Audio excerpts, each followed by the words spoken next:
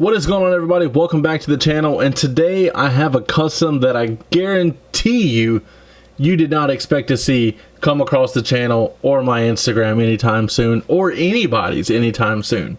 So let's get right on into it. Alright, so a little backstory before I show it, because you guys aren't going to believe it. I wanted to make this custom ever since this person showed up at Crown Jewel last summer. And it's the dumbest thing ever, don't get me wrong, but I had to have it done. I don't know why. There was no concrete reason behind doing it. I saw and I said, you know what? Nobody else has made it. Let me go ahead and make it. And guys, that custom is none other than Sandman. Nah, I'm just messing with you. It's not Sandman. That custom is none other than Jake Paul. I know it's stupid, don't get me wrong, but I cannot wait to pair this up when we get our Logan Paul Ultimate Edition. A couple people I want to give shout outs to before we break down this custom. For the head, it is from House 14. You guys know I use a lot of his work. He had one of his designers that had some free time pick up Jake Paul and sculpt this just for me, so I definitely appreciate it. Going down to the clothes, PWR Lucha on Instagram, you guys know he provides just top quality soft goods. Honestly, he can't be matched. The best in the game, bar none. And for the decals, this was a special request also. Curb Stomp City did not have decals of Jake Paul when I initially wanted to start this custom, but he decided to go ahead and do them, you know, after a while. So I finally got them, and as far as decal application and painting the shoes for me, I have to give a special shout out to Ivy's Custom Figs.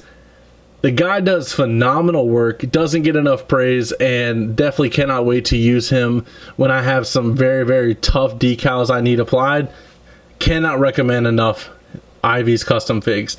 But after we got everybody out of the way, let's go ahead and break this bad boy down. So we see the head here.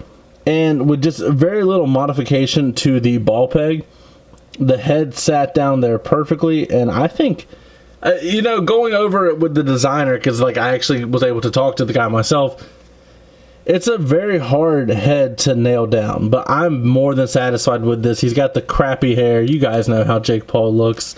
The clothes, it's just a simple white tank top. This is actually supposed to be tucked into the shorts because that's how he had it. But I'm not too concerned with it. The shorts are the yellow Palm Angels. It's really hard to see the Palm Angels logo there because it is so small, but it is on there with the same design going down the side of the shorts. And he was wearing some kind of hype shoes. I don't know what they were. I told Ivy, I said, this is what they look like. Just do whatever you can. You know what I want. But the base body for this, before we get into the tattoos and I take off the tank top and everything, the base body for this is a Matt Riddle torso. So you could have double jointed arms and the color skin tone that I wanted. And the lower part of it is Kurt Angle Milkomania. So it's, yeah, I could have went with, you know, just like standard legs, but the shorts would have fit closer to the body because PWR Lucha doesn't really make like baggy clothes, if that makes sense. Like the t-shirt's a little baggy. You see some definition up here in the pec area, but it's not like skin tight, you know what I mean? But let's go ahead and take a look at this bad boy without the tank top so we can get into all the amazing tattoo work from Ivy and Curb Stomp. Now, when I tell you guys that Ivy had a time putting all these tattoos on, I cannot make it up. Like, and there were even more tattoos than this. It's just that the pants were blocking it. And honestly, I think it looks better without the tank top, if I'm being just 100 with you guys. Okay, so let's get into the tattoos. I know a lot of it's kind of a jumbled mess, which makes me even more impressed with Ivy's work. But just look from the forearm on the outside and on the inside, going up the arm. And I can't even make any of it out. Well, he's got the back tattoo as well, going right in the center of the back. I know that had to be hard to try and apply. Going down here, he has Paul across the abdomen here, I guess you want to call it that. And I can't even make it out, but like, it is legible. It's not a jumbled mess.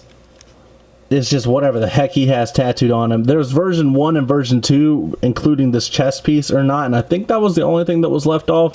I chose version 2 because that is what he had when he showed up at Crown Jewel.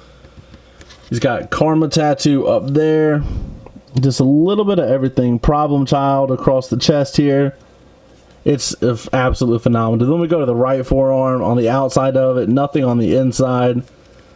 Going down to the American flag, the eagle, the wings, the skull, the arrow, the Nike logos. Like, everything about this is top notch. And I cannot stress enough how amazing of a job that Ivy, Curb Stomp, Jordan, and Power Lucha all did. Like, this is how a custom should be. This looks nearly factory made. And I think it looks great when you pair it up against just like other people in the industry. Like, because he took that one picture outside the event with Brock Lesnar. So, like, I could have, you know, this Brock figure is a little short. So I'll go ahead and throw that out there. But, like, these look good side by side. You can even pair them up with people like, who do I have just laying around here? We got Omos. As you see, he towers over him. Like, I think these look really good, and I'm very, very pleased with this. I cannot express how awesome this custom is. I don't like Jake Paul, and I'm pretty sure the people watching this don't like Jake Paul either, but, I mean, let's not be ridiculous. Like, this is a solid quality figure that really captures his likeness, and I cannot wait to do a boxing gear, or maybe a fantasy wrestling gear. Because this is sick, and I really do want to get the most out of these tattoos since he did the work for me. I have 2 more of these heads on standby. If you guys are really, really interested in one, I would probably sell one of them. But I definitely want to keep another one for the figure. But once you have the whole ensemble, if you guys want the connections, just ask me, and I can help get one of these exact ones made for you. I mean, it doesn't take too much. You know, the tank top completes the look. It doesn't take too much, but you just got to know who to talk to when you have an idea and then execute the idea. Or in my case, know who to go to in order to execute the idea. But as far as the Problem Child goes, this is a top quality figure. And I'm going to go ahead and post in a picture of Logan Paul's figure standing right beside him there. I think these two look very good together. I do wish the yellow on the shorts was a little brighter, but that is absolutely nitpicking, and I don't want to be that kind of guy. But I really hope you guys appreciate and enjoy this figure review. I do love this custom, and it's moved towards the front of the line of some of my favorite customs in my collection. And I'm going to put it up there with the likes of Danhausen as far as some of my top customs I have in my collection. But that is going to be it for today. As always, don't forget to like, comment, subscribe. I appreciate you guys for showing the love. We just hit 3,000 subscribers. And last but not least, take it easy. Thanks.